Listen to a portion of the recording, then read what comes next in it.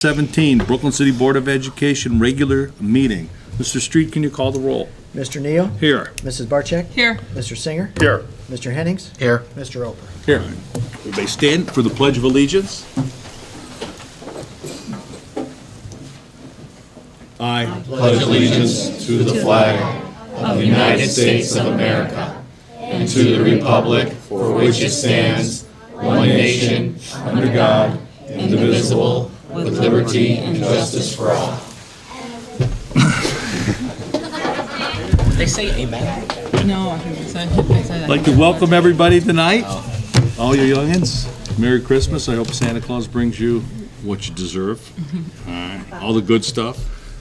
All right, we're going to move on to student achievement. On to Thank you. Dr. Gleichoff. As you can see, we have some guests with us tonight. It's Brooklyn Elementary School night, and I'm going to ask Mr. Yarman to come forward because I think he's going to introduce some of our young techies here in our elementary school. Absolutely. Happy holidays. It was holiday sweater day today, so I'm just putting that out there from the beginning. Beautiful. Normally not my board attire. Happy holidays, Merry Christmas, and happy 2018 to the board, the treasurer, and Dr. Gleichoff. Thank you for having us here today. Today, I do have some experts in the classroom, and they are very excited to share with you some of what they've been working on in the third grade. So let me step back just a quick second. At the beginning of this year, we had a group of teachers who were able to apply for and received a grant for some Chromebooks. So these are laptop computers that are in classrooms. We share it between a second and a third grade classroom, and we're slowly trying to move over to the Google Suite platform of programs for students to use. The neat thing about Google, and the children can share this with you when they get up there, is you can be working on many different things at many different times, but together. So collaboration is a big part of what we're trying to do with second and third grade. So in the third grade classroom, specifically Mrs. Francis Angeli's science class, the students have been learning a great deal about the ecosystems of the world. Now, you can go to a book, you can find information and just read about it and be done. What these students have done is they've created some presentations on a program called Google Slides, and what they did is they were working on it together at the same time using their own laptop computers. So if I was adding the words here, maybe this student was adding a picture here, and maybe another student was typing a paragraph in. So they were collaborating and building together. So the only thing between me and you, or the only thing between you and seeing the students work is me. So I'm going to go get everything set up, get the students the clickers, they'll introduce themselves, and you will see what fantastic work they've been doing. So my first group coming up is going to be the saltwater ecosystem group. Come on up and let me get your stuff ready to go. Is that the right one? Okay. Oh, we're at the end. Well, you'll be at the beginning. Hold on a second. See, I don't know the technology as well as they do, so hold on a second. None of us do. You don't have on. Okay. Can you help him, please? There we go. Okay, and all you guys have to do is click that button. So my first two are Kendall and Kelsey, and they're presenting on saltwater ecosystem. So take it away, ladies. It's like Kendall, Katara, me, and Yuan. They are big volumes of salt water. Here are some ocean animals: seals, octopus, dolphins, lobsters, crabs, fish, sea turtles, jellyfish, stingrays, sea otters, walruses, and sharks. Plants in the ocean like coral and kelp, there are lots of seaweed and bacteria. Interesting fact: robot fish help scientists get information about the fish. Oops. Put the arrow back, because that was a very fascinating picture. Go ahead. Stonefish look like rocks. Octopus change colors to blend in with their surroundings. Adoption of plants. Kelp can help sea animals hide in. Now we can say the ecosystem. Watch what you throw away because it could be dumped in the water. How ecosystems change. Overfishing can decrease the population. Interesting facts. Dolphins have sharp teeth the end. Good job. Very good. And again, they could have just learned the information, but they're, working together, collaborating, and building their knowledge. And the technology aspects that they have to learn in order to do this are fantastic. So let me escape out of this, and we'll move on to the next one is, okay, Desert. Where's my Desert group? Come on up. We have Sejan Johnson, Keegan Medley, Matthew Wynn, and is Blake here? Blake is not here. Okay, so who wants to be in charge of the clicker? Let me get your presentation ready. There we go. And we have our desert ecosystem. You want to just want to maybe stand over there so you can see, but you want to talk out this way so people can hear you, okay? Ready? And go. Desert Ecosystem by Sejan, Keegan, Matthew, and Blake. Definition. Deserts are all over the world. Animals in the desert. There are scorpions in the desert and there are rattlesnakes. Plants. Desert plants like cactus, gold poppies, and cactus flowers. Interesting fact. During the day, it can get to above 100 degrees. At night, the temperature drops into the 40s. Not the desert I was in. Excellent. Thank you very much. Good job. Deserts can be cold as well as dry, and that's something I learned from my third graders, so thank you very much.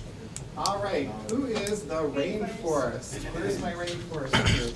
I've got Leah Basarab, Aiden Wynn, and Brandon Waddell are here, so let me get them ready to present and to move from one slide to the next. Yep, when you're ready. Rainforest Ecosystems by Leah B., Aiden, and Brandon. Definition. Tropical rainforests are dense jungles that grow in the tropics.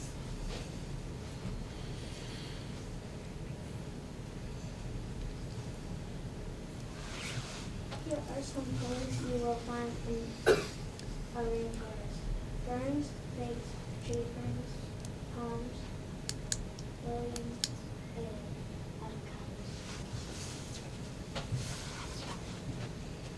Interesting facts. Tropical rainforests are found near the equator. Animals. You might find ocelots, chimpanzees, caterpillars, pygmy, skydivers, screeching parakeets, walleyes, flying frogs, butterflies, and hummingbirds.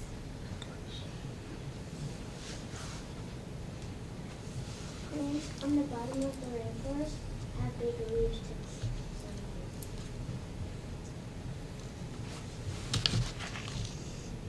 And adaptation of animals is camouflage.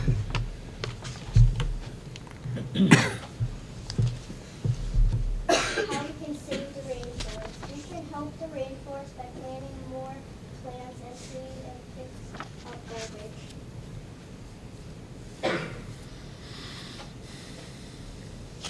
Clean up the rainforest. Plant more trees and plants. That's it. Very nice. And I think we still have one more group, right?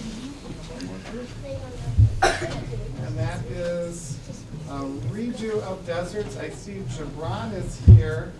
Are you the only one from your group, Gibran? Where? John. Oh, there's John. John, come on up. Come on up. So we have two of the four members of this group here. And you're going to use that button to click to go between the slides, okay? So why don't you head right over here? There we go. And Desert Ecosystem by Jaden T, John, Mohammed, and Devon.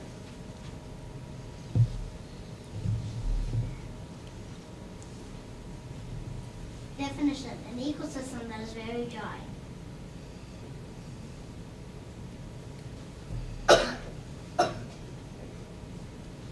Animals. Here are some animals that you can find in the desert. Kangaroo rats, toad, meerkats, fennec, and iguanas.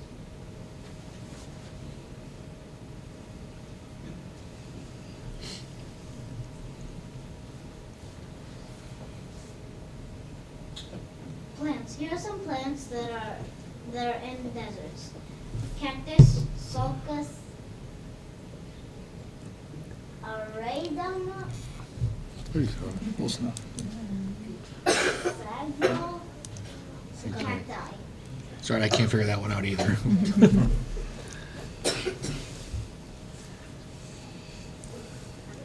Interesting fact. Deserts are very, very dry during the day. It can get above 100 degrees Fahrenheit, but at night the temp can drop into the 40s and 50s.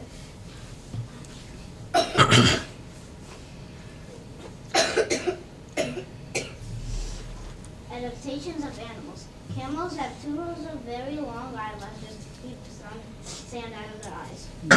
It's a lot of fun. Very good.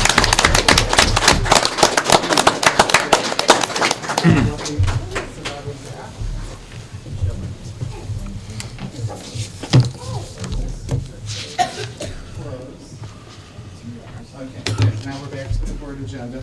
So as you can see, students are learning in the classroom, but they're also learning to work together and to cooperate, and that's due in part to the teachers writing grants to get the technology to get the students where they need to be. And I know one of the groups was at Matthew, was at your group. They learned a very valuable lesson when working with Google Sheets. And what was that, boys? When you started your project, what happened?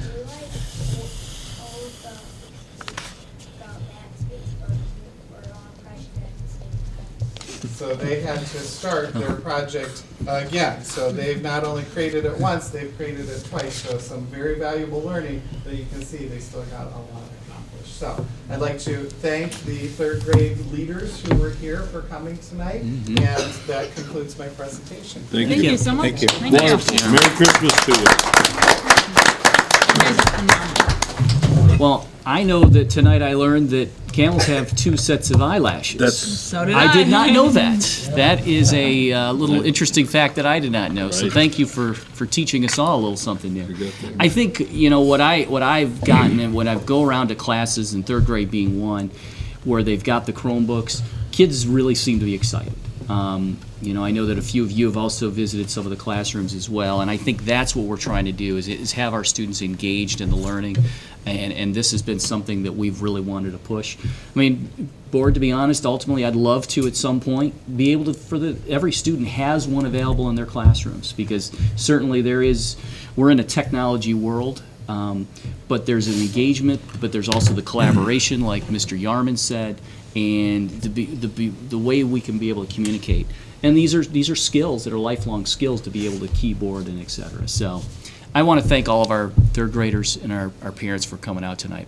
Really appreciate it. So thank you. And again, happy holidays. Enjoy your break coming up. Exactly. So Thank you. a couple of nice weeks there. So This is the sort of the boring part of the meeting, so we don't get offended if you leave. So just so you know, you don't have to sit here unless you want to. But you don't have to leave, you can stay. I mean, Yeah, Thank you for coming. thank you. great job. You did a great job. Merry Christmas. Merry Christmas. Yeah, everything's a little offline here. Yeah, so I We're see good. you've done that. Yeah, yeah. Yeah. Yes. that's not unusual. That is. Have a great holidays. I'm sure Santa's coming in a few days. Bye. See us. Sure is so cute. I would stay, but Yeah. I Yeah. don't blame you. Excuses. That's the best It's okay. one right there. Yep. All right, Merry thank you. care. You Thank too, you. Ed. Yep. All right, Yeah. we're fine. Yes. That's all right. It's okay. Wouldn't be our first one. Next, we're going to go on to comments from visitors. In order for the board to fulfill its obligation to complete the planned agenda in an Anything you wanna effective and say before you efficient leave? fashion, a maximum of 30 minutes of public participation as it pertains to school-related topics will be permitted at each meeting. 10 seconds. Each person wishing to address the board will approach the podium and state his/her name and address. If several people wish to speak, each person will be allotted 3 minutes until the total time of 30 minutes is used during that period. No person may speak twice until all who desire to speak have had the opportunity to do so. The period of public participation may be extended by a vote of the majority of the board. Thank God Taylor's still here. Is there anybody that wants to And Paula. speak? Oh, Paula's back there? I didn't see her hiding back there. All right. We have no one, so we're going to move on to the superintendent's report. All right, thank you, Dr. Mr. Glykoff. Thank you. Just a couple of things of information for you folks. This Thursday ends second quarter, also ends first semester. So, believe it or not, school year's halfway done. Pretty amazing. Our high schoolers right now are in semester exams. So they've got kind of a different type of schedule, as I think I've shared. They've got 80-minute classes where they take the exams over today, tomorrow, as well as Thursday. And that's 8th through 12th grade. Same typical schedule in our intermediate and elementary school.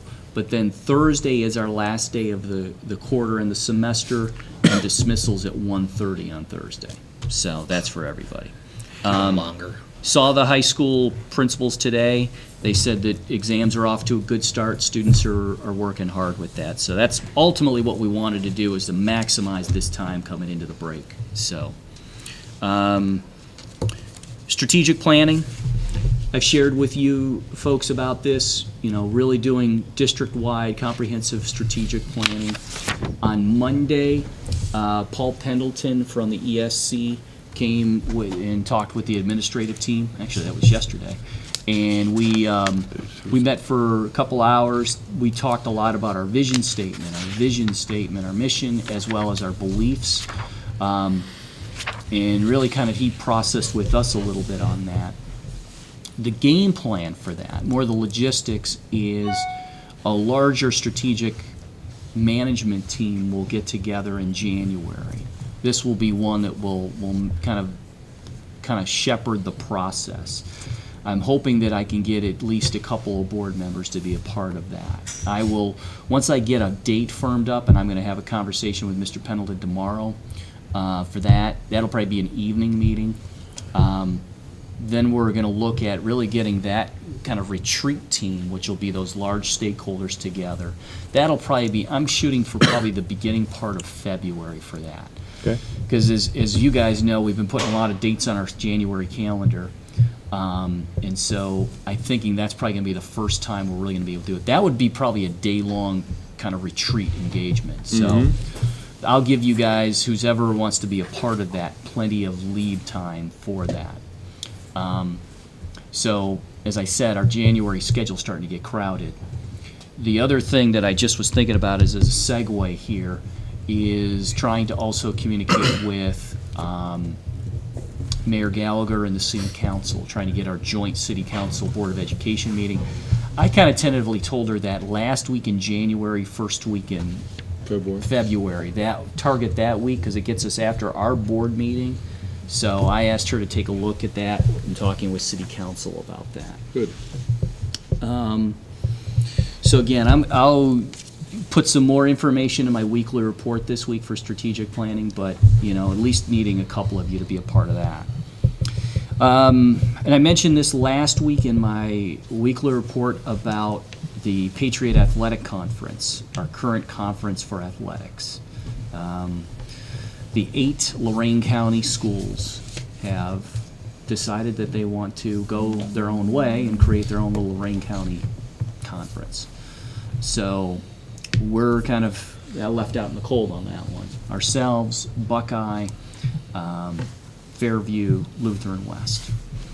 For whatever competition reasons or whatever they say, that's the direction they want to go. And if you remember back, the Lorain County Conference was in, I'm going to say it was about 10, 15 years ago they had that. So I think that's what some of the folks wanted to do, was kind of rekindle that. I've had some conversations with some folks who are in the Chagrin Valley, probably a like-size conference. It's a pretty big one. It's 2 divisions right now, but there's some teams that are in Cuyahoga County that are very much like us, some of our neighbors, Cuyahoga Heights, Independence, who used to be some of our former MAC 8 friends. So so our name has been brought up in the CPC. So there's some possibility of us either being invited or something else. Because remember, those teams are leaving the Patriot Athletic Conference. We're still in it. And maybe, maybe we just look at trying to bring some other teams into that are more our size and do that. So, a lot of conversation with some folks on that. So, but as you've probably heard through the news, conferences come and go. We were fortunate to be in this one for quite some time and have some stability to it. So, I'll keep you posted on that. But, that's really the three items that I wanted to kind of hit on tonight. I will, in terms of the policies tonight, I'll wait till that resolution comes up, and then I'm going to kind of just scroll through those and talk about those. Is that Good. all right? That's my report for everybody. Have a great holiday. Thanks. Enjoy. Appreciate it. On to the treasurer's report. Mr. Street. Tomorrow, we will close on the House Bill 264 project. The bank, we borrowed $600,000 from Key Bank, and that money will be deposited in our bank account tomorrow. I have signed the contract with PlugSmart to do the work, and we met, Mrs. Neal, Mr. Glykoff, and myself met last week to have a pre-construction meeting to get us started. And with the money in hand, then when PlugSmart is ready to finalize its contracts with its vendors to provide the labor and materials, we'll be able to get started with our project. And as a reminder, that $600,000 that we have borrowed will be paid back through the cost savings, through the energy savings of the project that will be completed. The substantial or the completion date is set in the contract for August, but I think we would anticipate it being done before that.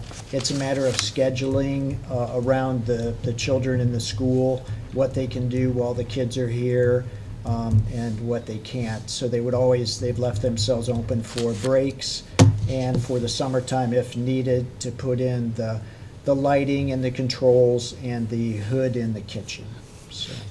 So ready to get started with that and save some money and Good. upgrade the school a little bit. And this is in the high school. All right. Good. Anything else? That's it. All right. Go ahead. John, just let me know when that meeting with PlugSmart is. You'd like to be involved in Yeah, that? I'd like to attend the meeting. Okay, sure. And what we're also planning too is probably do every week or every other week kind of process meetings as well. So the gentleman who's going to be kind of our project manager from PlugSmart actually lives in West Park, so he lives really, really close. So Good. it'll be a good connection. Anybody else?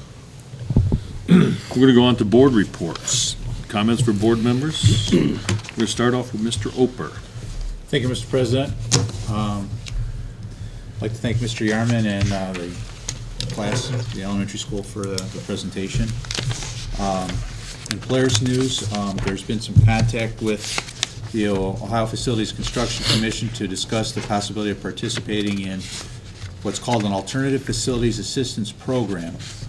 And this program will provide Polaris the opportunity to request funds up to $1 million from the OFCC to be used on a specific portion of the renovation project. By accepting these funds, Polaris will forego the ability to request any future dollars for 20 years. Polaris believes that this program will be beneficial given the timing of the project and the expected longevity of the building, which is going to be starting in the spring, extending past 20 years. There's also been meetings with representatives from First Energy as part of the renovation process to discuss a placement of a new transformer and additional power needs. During this meeting, First Energy provided Polaris with paperwork requesting an underground easement to run adjacent to Old Oak Boulevard in order to replace the main lines. The easement was approved by Baldwin Wallace prior to the land being transferred to Polaris. This easement would provide the ability for First Energy to place a concrete trench on the property up to 15 feet from the center line on Old Oak. First Energy is requesting similar easements from all the businesses on Old Oak as part of their process to repair the electrical mains. So hopefully what happened last week with the power outage won't reoccur. open house for high school enrollment was held on Thursday, November 16th, with over 850 people attending. 159 students applied that night, and to date, 343 student applications from all the schools have been received, and Polaris continues to process new applications. There are 45 students from Brooklyn that have applied so far. Polaris will continue to monitor the low-enrolled programs and work with the associate schools to appropriately place students for 2018. On the legislative side, I'll be paying close attention to specifically 3 bills in the coming months, as those will have the biggest impact on Brooklyn in terms of funding and also in curriculum. These are Senate Bill 8 and House Bills 369 and 342. Lastly, I'd like to wish everybody a safe and happy holiday season, and that concludes my report. Thank you, Mr. Oper. On to Mr. Sanger. Thank you, Mr. President.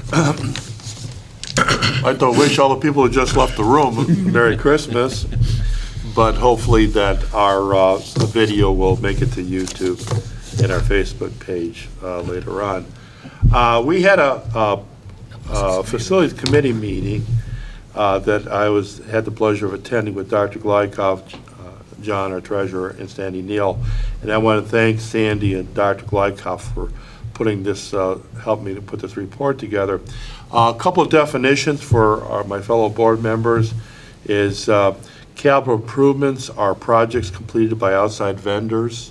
They usually involve facilities improvement and equipment that's usually large enough where it's has to be replaced, usually through bid. And then maintenance, projects completed by our own Brooklyn maintenance staff. What was nice was Sandy presented a list of both maintenance projects, both ongoing and planned, as well as needed capital improvement projects that, once we get into the situation of getting a permanent improvement levy back on the books, that we can start honing down the list.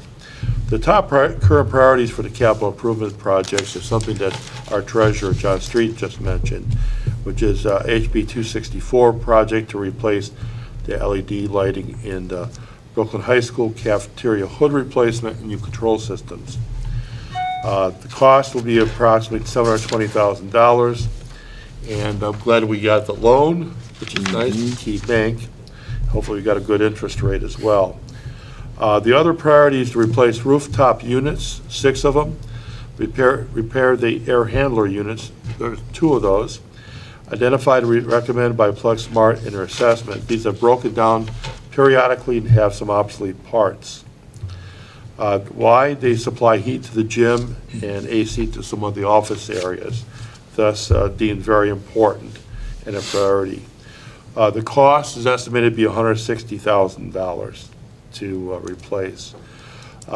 Number 3 on the list was asphalt seal school parking lots, especially in the old lots.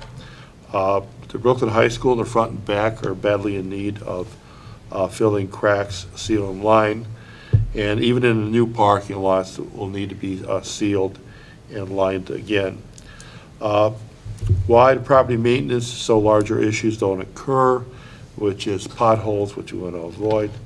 The estimated cost is $30,000. So as you can see, things are starting to add up. Practice field, leveling, grading, and seating. Resident concerns with this area being unsightly, and obviously the voter concerns that this area was to be addressed in past bond issues. And as I think we all concurred, there's a need to have that practice field built. Cost per the quote from Snyderburn Brothers is $40,000 to complete. Number 5 on the list, phone system replacement. Our current home system and phones are approximately 20 years old. Kind of hope we don't have any dialers around. Running on a 4.0 system where today's version is 12.0. So that's quite a difference. The old systems, aged phones, are not functioning as efficiently as they need to. Cost to replace them is approximately $43,000. So this is the bucket list that was prepared for us as a board. Some other recurring capital projects, even though they don't involve the buildings, Chromebook class sets, adding to our student technology across the district.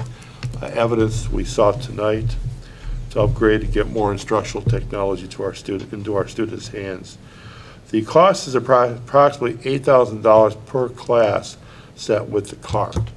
So I hope in future board meetings we'll be able to give you a progress report on how we're doing on some of these, and as we add, subtract things to give the board an update and also our citizens an update on the need for constantly be vigilant with our capital improvements and maintenance. Thank you. End of report. Appreciate that. On to Mrs. Barczyk. Thank you, Mr. President. I'd like to thank Mr. Yarman and those amazing third graders. They are so, I didn't know anything about the camels having 2 sets of eyelashes. That's something I learned tonight. It's really amazing to see them show their slideshows. I know I probably couldn't put that together right now if you gave me a computer. So it's amazing to see what they're doing. They were really talented, and it's really nice to see. And I have to say, it warms my heart. And one of the things that I love when we have the younger kids here is when we say the pledge together. You hear their little voices saying the pledge. It just is so adorable. So thank you again to them. I would, speaking of the Chromebooks, because of the presentations they gave, I think it is important, and that's something that I know we wanted to work towards, and that's something that we want to look towards in the future. Chromebooks are the future and I think the students need them. Every student needs them. Paper textbooks that's not what's happening now. That's current. That's what our students need. What our students need are those Chromebooks. We need that technology. We need the ability for them to have the most up-to-date, curriculum available to them, and I think Chromebooks is the way to go. I know for our district, though, what the problem is finances. We can't afford to buy the Chromebooks. Of course, that's what we would like for every student in the district to have, but hopefully we're going to get there and just realize that it is a priority for us. We do realize it, we understand it, and we want to look and work towards that goal. Because as we've seen tonight, the wonderful things that the kids can do when they have that technology and that available to them. I would like to thank everyone who stepped up and volunteered and donated to the Brooklyn Cares program. I'd like to thank Mrs. Marquis for organizing it I know she had a lot of help from a lot of people, and I just want to thank everyone who, volunteered and stepped in and I know helped out. Last time I seen it was 130 some kids that were being helped by that program. I think the number may be higher now, but thank you so much, because that really, I'm sure it's going to make a big difference in a lot of kids' Christmas and their holiday season. So thank you to everyone who did that. I had the opportunity to go to the holiday concerts on Saturday, and the students did phenomenal, and they did amazing, and it's nice to see the kids perform and show off their talents. I hope everybody had a chance to come out and see some of our fall sports athletes. They're really representing Brooklyn well.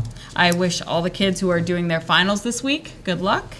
And I know the kids are working on the play, and I can't believe by our next meeting it's going to be 2018, and the play will be here before we know it. I know they're working on Beauty and the Beast, and it's going to be wonderful. So there's a lot of things going on and a lot of hustle and bustle going around in the school, and it's a lot of good things are happening. There's a lot of positive things that are going on here. I would like to wish everyone a Merry Christmas, Happy New Year, a safe vacation, Christmas break, and have a Happy New Year, and see them all back in 2018.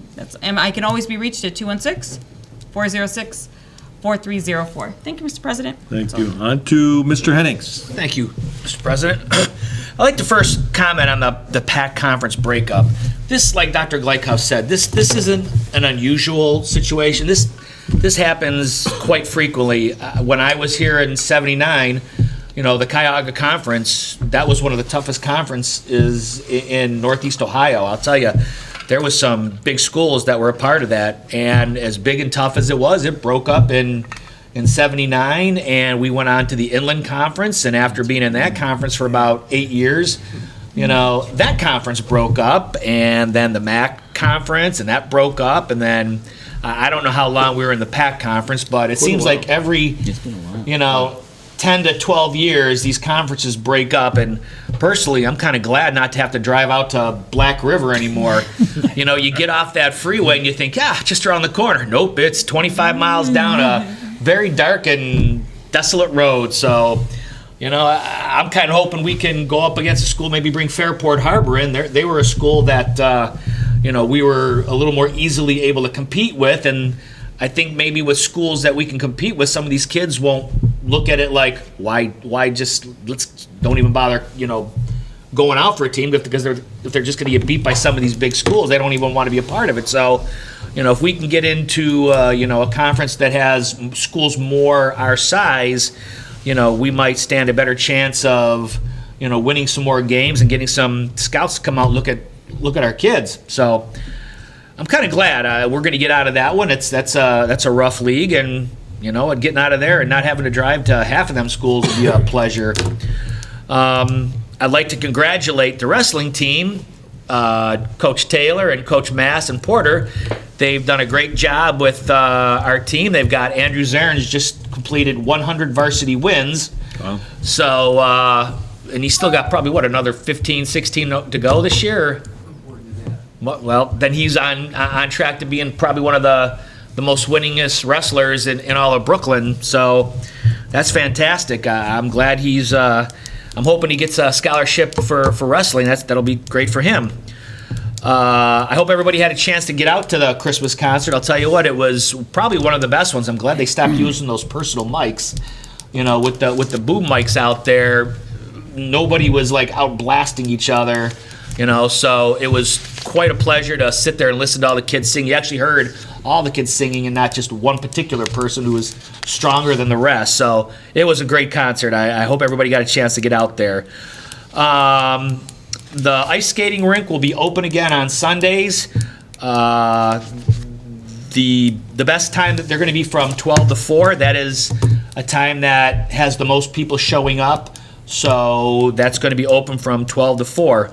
Also, the ice skating, the theme nights have been going quite well. They had about 70 kids show up last week for Ugly Sweater Contest night. So, you know, that was good. The next one will be on January 19th, and it's going to be the Great Gatsby night. So, you know, look for what they're going to have you dress up as that night.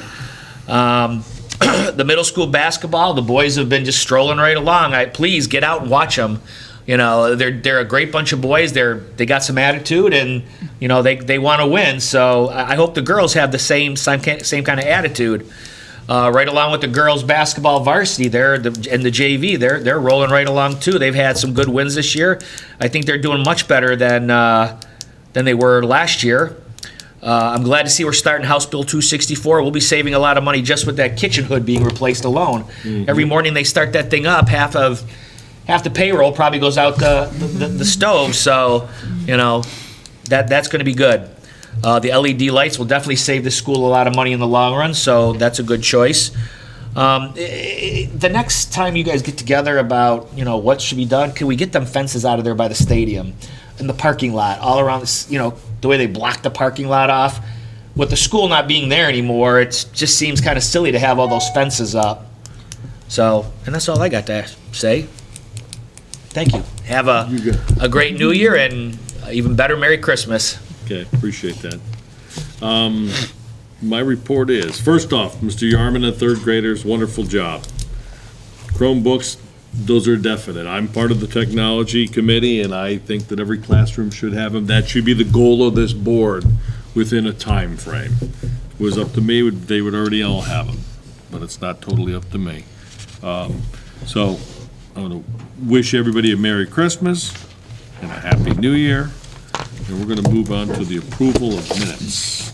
And financial statements, tonight's reader is going to be Mr. Jim Oper. Thank you, Mr. President. Resolved the minutes of the following Board of Education meetings be adopted, and all action taken by the Board of Education at said meetings are hereby reaffirmed and approved. Regular meeting November 21st, 2017. Special meeting November 29th, 2017. Special meeting December 13th, 2017. Can I have a motion, please? So moved. Can I have a second? Second. Questions, comments? Mr. Street, could you call the roll, please? Mr. Hennings, Yes. Mrs. Barcheck, Yes. Mr. Neal, Yes. Mr. Singer, Yes. Mr. Oper. Yes.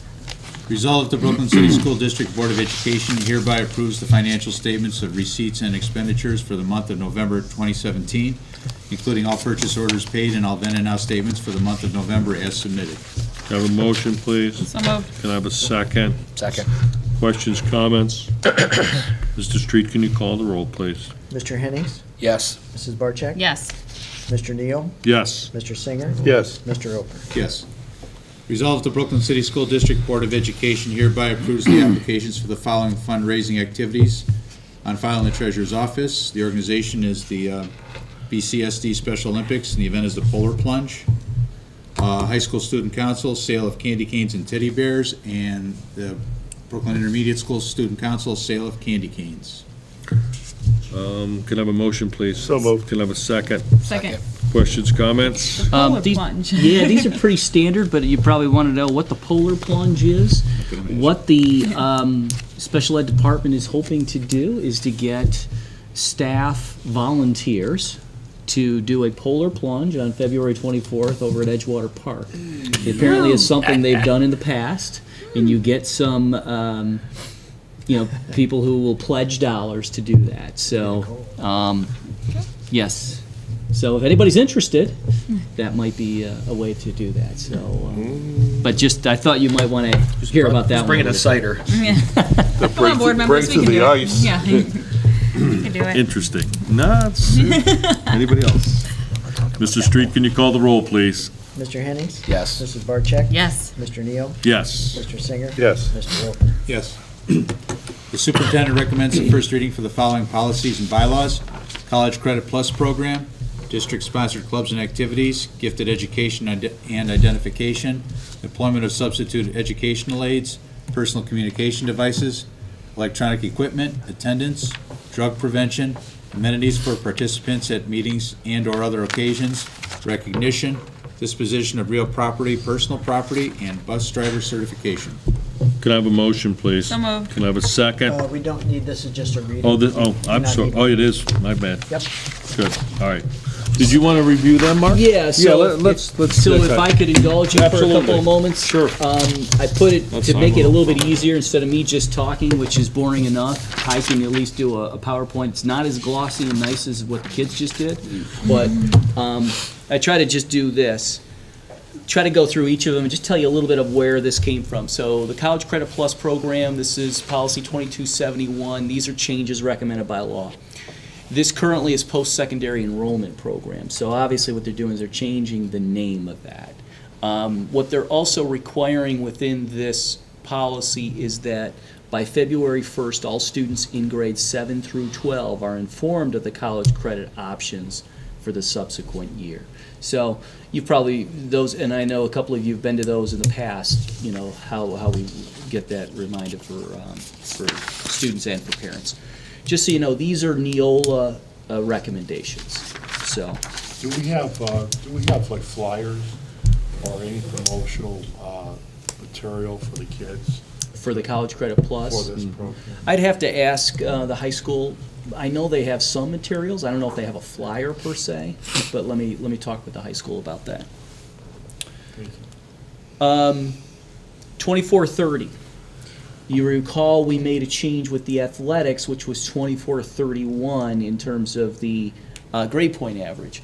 Well, this is the sister policy of that, which is for our club sponsor or district sponsored clubs, students who are in the musical. Also an extracurricular, so the same thing should apply to them as well. So this is where that updates the eligibility and also the study tables for folks that are involved in those activities. So it's not just singling out our athletes, but also our students are involved in our extracurriculars and clubs. When will that start? That would start as soon as we get this approved in January. So Gotcha. it would be for the musical and for any clubs and activities in the springtime. Dr. Mark, just to piggyback on that, can this board get a report of students who are excluded from activities by grade, just the raw numbers? Because of grades? Because of the GPA, Okay. just so that we can monitor this and see as far as any kind of Okay. remediation. I did go through the school last week, and I spoke to one of the teachers that is involved in this. He thought it was going extremely well. And you speak of the study tables, correct? Correct, the study tables, and he thought it was going extremely well. He goes, the teachers that are involved, the good thing about it, the teachers that are involved with all these people are really inclusive as well. They're in tune with it. He believes there is some tweaking to be done. This is what he told me, and that's for you guys to get together at the end. But I think overall, he thought it was definitely well worth it. Well, like anything you do it the first time, and you're like, hey, what are the bugs? What can we Right. do? How can we improve upon that? But, I think what we the important thing is, what are our kids here? I mean, when we talk about student athletes or students, they're students first. And we Yep. got to help them be successful in the classroom. Gifted education identification, this is something due to Ohio Administrative Code. This has been pretty standard. You've been hearing a lot about this one. This, again, they're using now some terminology within there that is more update. College Credit Plus. I don't know if you've ever heard the term a WEP. I mean, we've got IEPs and this. A WEP is a written education plan, which is for students on the other end of the spectrum in terms of more on the exceptionality or the gifted end of it. So that's what this one does. It updates our policy to be reflective of that. Employment of substitute educational aides. This is an interesting one. I think this is ODE a little bit of doing a little dance work personally, and I'll explain why in a moment. It's recommended from changes from House Bill 49. It allows the board to hire educational aides pending their approval of the permit. And just a side note, when we have folks who are substitute aides or our own aides, they have to have a permit that's approved through the ODE. And I get a kind of a tickler because I have to approve those. So it might say, oh, Jim Oper, approve his. Well, there seems to be a lag period of time from that approval to the time that Jim might get that permit. So I think ODE is kind of giving understanding that there is a lag so that we can hire these folks. Now, there is a provision in this policy that says, well, after 60 days, if Jim or whomever that person hasn't gotten the permit, then they can no longer be used as a substitute. So it's kind of like a good faith piece. Oh yeah, I've got my permit coming. Well, if you can't produce it after a given time, then you can't do it. Does that include the FBI background checks? Well, that would be something you would do if you're going to hire somebody anyways. You would need that. Communication technology. There's been a host of policies over the last probably year and a half that have updated. This is one because as we talk about technology changes by the moment. And one of the things that they've talked about is prohibiting the use of listen-in devices without consent. Meaning, we're having a conversation perhaps about a student or something, and maybe I had my phone on that said, hey, they're listening in and being able to project that to somebody else. Without some consent to be able to say that ahead of time, it's really deemed illegal. You can't do that. And what we're finding, what we haven't found, but that is happening, that's specifically the case. They're also finding that they're just adding new items to the list of personal communication devices, where we used to, now, they're starting adding, smartphones and so forth. I mean, it's funny, it's kind of the list Watches. of what is the new thing, and they keep adding new personal technology pieces to it. I mean, I think this list is going to become exhaustive at some point. Right. And they're just going to say whatever's new, because I don't know if the policy's ever going to stay up to date on that. Attendance, policy 5200, this is one that obviously we've had to really kind of rush forward as well as a school district. State law, House Bill 420, again, really has told us that, and we've talked about this before, we can't just send somebody or suspend them or exclude them because of being tardy or not coming to school. It was one of those things that we always scratched our head in education about. Oh, you don't come to school? Wait, let me suspend you out now. Okay. So what they've done is House Bill 410 kind of thought through that and said, okay, well, what we'll do is we'll say, we've got to create an attendance intervention team. You know, Jim's having difficulty getting into school. Let's figure this thing out. And a team comes together and says, what are the strategies we're going to do to try to get Jim here? So those are, and it requires the notification for that as well. So this was what this policy here is a sense doing. This is an interesting one. Drug prevention 5530, and what it does specifically is it speaks very specifically to a drug called betel nut. And apparently it's becoming more prevalent in the state of Ohio.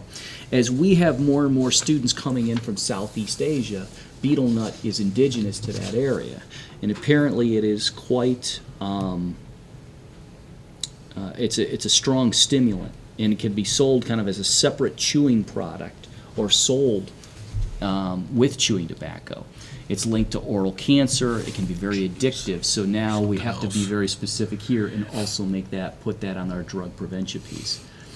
Again, we're finding new things out, and we have to then prohibit these things. So this was a new piece that we had to be aware of. This is actually a couple of different policies. Amenities for participants at meetings and on other occasions, and also recognition. What the 6220 or 6233 does, it still allows districts to use dollars for small amenities for meetings. Let's say that I was going to have a meeting with the science and social studies teachers. We're going to do curriculum. If I wanted to get, donuts or coffee or do those things, we could do that on a nominal case. And that's what this one allows us to do. It's not saying, hey, I'm going to have a catered dinner on the district. You can't do that, but it's nominal. But it also, the sister policy there, recognition, speaks about recognition gifts.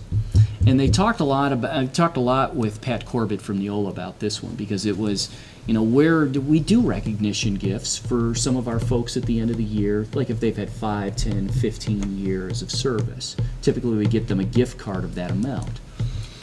And we talked about the amount, and he says, what I would suggest is really 25, because that's kind of the amount that they say is anything more than that becomes something you almost have to claim. All of us do as board members, right. Superintendent, treasurer, that I got as a gift. So if we keep it at that amount, then it allows us to stay within the scope of really the kind of law, that we don't have to sit and say, oh yeah, this is another gift I got. So that's why the $25 figure is put up there.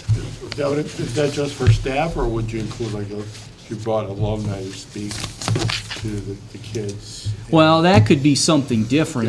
Something. I think you're almost talking of an honorarium that might be. If you brought someone in to speak to the kids, is that what you said? Yeah, we were talking about bringing a Brooklyn alumni in just to talk to maybe some classes. Yeah, that would be different from this. That's an educational piece, and there wouldn't be anything wrong with that. Yeah. So we could give them a plaque or something, like a thank you plaque. Yeah, this would be more just the recognition or Oh, okay. So you were talking what you're speaking of you're is talking about paying somebody to come in. Yeah, that's what I think you're speaking of. Okay, If Rick Singer wants to come in and speak, about blah blah blah for some, we could pay him to do that. This is more, hey Rick, you've been in the district now for 20 years. Right. We want to recognize you, or hey, you're retiring, so here, this is what we want to do. If it were coming from the district, it certainly doesn't preclude individuals to do something on their own and do that. But again, we're speaking of district dollars. Disposition of real property, personal property. This is interesting because it's now with community schools. We've always had to offer, school property, buildings to community schools within the district. Now they're also delineating high-performing community schools. So that's been the delineation in this, as well as, and we don't have any in Brooklyn, at least to the time being I know of, college prep boarding schools within the school district. I'm curious what the origin of that is. I asked Pat, I said, why did that come up? And he said it must have come from a district where they were having that, and typically policies originate from some issue that happened someplace, and so hence they've got this new piece in there. But you have to offer it to those those high-performing community schools as well as any boarding schools within your district. So who determines what a high-performing community school is? I asked Pat that, and he wasn't real clear on what that is, so, So this limits the charter, let's a charter school that wanted to come in, and let's say they didn't have very good track record. So we this- might be able this to, says yeah. deny them. Perhaps if before we raised those schools and we said, we'll offer it to, the school district, or, the community schools, so, you're right, That isn't preventing them from coming in, that's just preventing them from getting our property. absolutely, selling That's the property. preventing them They from can getting come our in wherever property. they want. Yeah, they can come in wherever they want, it just, for us. Right. But if they having to want, give if them we had our property and said, Yeah. hey, you want Brook Ridge School? Yeah. Yeah. Yeah. Bus driver certification, this, there's a look-back period in terms of, OVR occurrences. So what this is, it increases that look-back period to 10 years now, if they look back in terms of DUI charges and so forth. So it kind of increases that. Is this the same bill that the legislation is proposing to require medical certification of bus drivers? I don't think it is, but I could find out. Yeah, 'cause we may want to incorporate that into our policy too, because if that's become state law, they're going to require that the bus drivers obtain a medical certificate saying that they're fit physically to drive a bus. I'll find that out. It's hasn't passed yet, but it's on the books for legislation. So that is policies in a nutshell. Again, this is first reading. They are also attached, the individual policies, to the board doc. So if you guys want to peruse those, if you've got any questions or items regarding those, certainly contact me. But then our second reading will be in January, and that's when we'll actually approve those. All right? Sounds like a plan. Those are my comments for tonight on this. Appreciate it. You're welcome. Rocky, if I can just add something, Sure. I sent a Jump on note to Dr. Oh, you Gleicha. did, yes. Go ahead. And that was just to revisit our policies regarding zero tolerance policies when it comes to student discipline. I think we really need to revisit that because we don't practice what we preach as far as the policy. I really think that we need to have a second look at those policies to see, what's the purpose of zero tolerance policies if they're counterproductive. I'll say it that I way. made a mental note, but I didn't write it down, but I was gonna mention that, that I would recommend I do that with that next run, because we're gonna have a spring update of policies. So let me take a look at those and see where that stands and what we might want to do with that, so. Sounds good. Thanks, Mr. Singer, I appreciate that. Anybody else? Good, Mr. Hooper. We don't have to okay that, right? Those are. Nope, just first Those are reading. reading, yeah. Oh, okay. A resolve that the Brooklyn City School District Board of Education hereby approves the renewal of property and fleet insurance policies through Highland Administrative Services for the period of December 2017 through December 2018 as follows. Property insurance at a cost of $31,205 is now $31,649. Fleet insurance at $62.50 is now $68.24. Liability insurance at $16,857 is now down to $9,244. And the umbrella rider of $2,400 is now rolled into the liability insurance. It says executive content. You want to read that? Oh, yeah. The insurance is changing from Huntington Insurance Company Liberty Mutual to Highland Administrative Services with the Ohio School Plan, and we're saving yearly savings of just under $9,000, $89.95. Can I have a motion, please? So moved. Can I have a second? Questions, comments? Well, really, the executive content he just read was kind of what I was gonna say. Okay. Yeah, it is. We're going to a new insurance carrier here, but it's through the Ohio School Plan. But the thing that I double checked on to make sure is that we have the same coverage here. So we're saving money, but we also have the same liability coverage. So, Is that going to change at all, Mark, if we change our transportation layout? Will that save us money as it far as? could, because of obviously the disposition of the fleet. But I don't know if it will significantly, but I'll have to find that out. But again, we'll cross that bridge when we get there. Anyone else? Mr. Street, can you call the roll, please? Mr. Hennings? Yes. Mrs. Bocek? Yes. Mr. Neal? Yes. Mr. Singer? Yes. Mr. Ober? Yes. Resolved that the Brooklyn City School District Board of Education hereby approves the following supplemental teaching assignment resignation for the 2017-2018 school year. Sarah Scott, IAT 504 coordinator, 4th through 7th grade. Can I have a motion, please? moved. Can I have a second? Second. Questions, comments?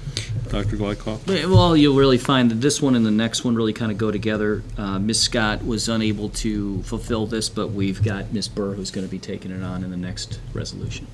Thank you. Anybody else? Mr. Street, can you call the roll, please? Mr. Hennings? Yes. Mrs. Barcheck? Yes. Mr. Neal? Yes. Mr. Singer? Yes. Mr. Ober? Yes. Resolved that the Brooklyn City School District Board of Education hereby approves the following person for the 2017-2018 supplemental teaching assignment with the provision that the individual comply with all rules and regulations and State Department of Education regulations pertinent to proper certification and fulfills the requirements of the job description attached to their supplemental contract. Ann Burr, IAT 504 coordinator, grades 4 through 7. Can I have a motion, please? moved. Can I have a second? Second. Questions, comments? Is this going to be like a state, a supplemental contract? I mean, is she going to get paid extra for this, or is she just Yes. taking it on? Okay. No, it's a teaching supplemental. There is Okay. a stipend to that. Anybody else? Mr. Street, can you call the roll, please? Mr. Hennings? Yes. Mrs. Barcheck? Yes. Mr. Neal? Yes. Mr. Singer? Yes. Mr. Ober? Yes. Resolved that the Brooklyn City School District Board of Education hereby approves the disposal of the following buses to D&M Wrecking Incorporated for $2,218.80. Bus number 12, 1998 American School Bus. Do you want the VIN number? No. Okay. Sold for $1,113.60. Bus number 938, 1999 Bluebird School Bus. Sold for $1,105.20. Can I have a motion, So please? moved. Can I have a second? Second. Questions, comments? There goes Bob's rolling concession truck. Oh, thank God. Well, obviously, We can always vote no. No. It's okay. as what you they know, wanted. disposition of property is something, these are things that are purchased from public dollars, so we can't just all of a sudden just dispose of them. We have to do it officially through this. The interesting thing about these two buses, as Mr. Singer spoke about, perhaps transportation, when we were in conversation with Parma City Schools, they looked at these two buses and said, how are they still even running? So, and certainly we weren't going to get any more mileage out of them this year. That's why we needed to go and get rent those two buses from CMSD this year. So, Were those the ones that were sitting outside right behind the? absolutely. Yeah, So, good. we wanted to get these off the books before the end of 17. So, So they can't be retrofitted as like portable They're already- grills? They're gone. They're already Grills? They're gone. unless he's going to I will D&M tell you, Wrecking and doing Yeah, that. do you- I will tell you what happened to one of the buses. They lifted it up and the body flipped right off. Really? Thank God we didn't do that. Oh, jeez. They were in bad shape. The one of them, the body flipped right off, right in the junkyard. I know It's that too for a bad. fact. And it was crushed. So, anybody else? Mr. Street, could you call the roll, please? Mr. Hennings? Yes. Mrs. Barcheck? Yes. Mr. Neal? Yes. Mr. Singer? Absolutely, yes. Mr. Ober? Yes. Resolved that the Board of Education of the Brooklyn City School District approve the attached resolution for an emergency renewal levy for the May 8th, 2018 election. Can I have a motion, please? So moved. Can I have a second? Second. Questions, comments, Mr. Street? As we spoke about the other night in our board work session, the emergency levy is, that generates $2,254,000 for the school district is expiring after the 2018 calendar year. And we need to renew that levy at the minimum. And so this resolution in front of you tonight is one of two resolutions.